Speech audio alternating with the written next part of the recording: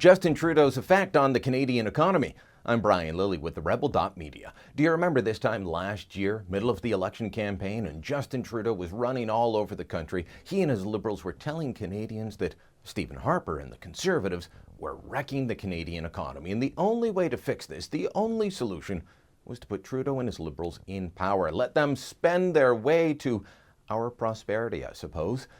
Well, Justin Trudeau's been in power for almost a year. He's delivered his first budget. He's throwing money all over the place, and so far the effect on the economy, it's not a good one.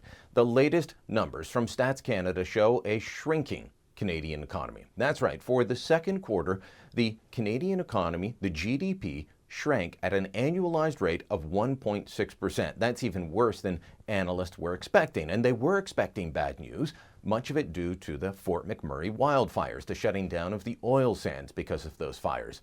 But that's not the only reason for Canada's shrinking economy. Exports are down across the board. Look at this from the OECD. That's the Organization for Economic Cooperation and Development. It looked at the top 20 economies in the world, the G20 members, and how their exports were doing. Look at this line about Canada.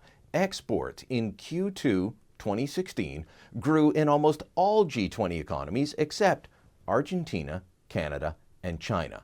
For Canada, exports have fallen for 7 consecutive quarters and now stand at their lowest level in over 6 years.